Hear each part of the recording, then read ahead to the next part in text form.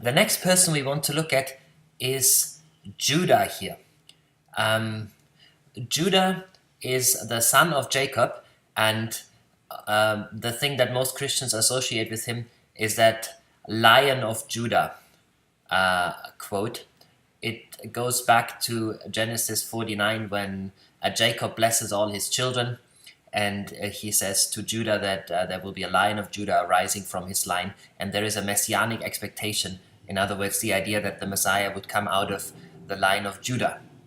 Now, but Matthew doesn't just say Judah, he also says Judah and his brothers, and he says he then was the father of Perez and Zerah by Tamar. Now, this is Matthew really reminding us of two stories in particular in Judah's life. His brothers here is, of course, one of his brothers was Joseph, and Judah was part of the plot against Joseph. Remember, Judah and his 9 brothers were jealous at Joseph because he was the favorite of their father, and so they just beat him up and sold him into Egypt. Now that's the kind of character that Judah was, okay? And Matthew is reminding us of that, because it's so easy for us to read those names and think those are the great men of faith in the Old Testament. But actually, if you look at Judah's life, I'm not sure he would qualify for that statement. Now, the second thing he reminds us of is that Judah was the father of Perez and Zerah by Tamar. Now, that is possibly one of the wildest stories you'll read in the Old Testament. And the story is the following. Now, Judah had 2 sons. The first one was and the second one was Onan. Now, was married to Tamar. So far, so good. But was a wicked person. It says he did wicked before the Lord, and so he died young. It says the Lord killed him young because of his wickedness.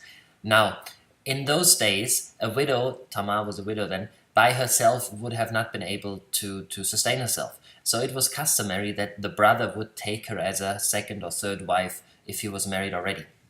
So the expectation back then was that Onan would then marry Tamar. Now, Onan refused to do that. In particular, he refused to bear a child with Tamar. He most famously, when he lay with her, brought out his semen into the field. So in other words, he masturbated and with some sort of coitus interruptus, and refused to bear a child with Tamar. Now, why did he do that? It's not so much that he maybe didn't like Tamar, although that may have been the case, but he was calculating.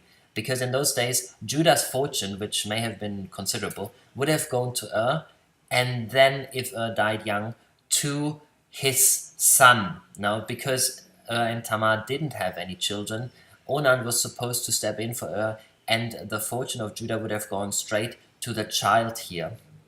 But because Onan refused that, and if Tamar then died as a widow, all the fortune of Judah would have gone to Onan. So greed was really at the bottom of Onan's heart, and that's why God was angry with him as well. Now, Judah then said, I have a third son, and that was Shelah. And he said to Tamar, wait until Shelah is coming of age, and then wait to have a child with him. Now, by the time he was coming of age and all of that has happened, Judah essentially looked at Tamar and said, this person is cursed. This person is absolutely cursed, and I don't want her anymore to marry Shelah. So Tamar was really left on her own as a widow with no offspring. And in her desperation, she did something quite strange. She disguised as a prostitute.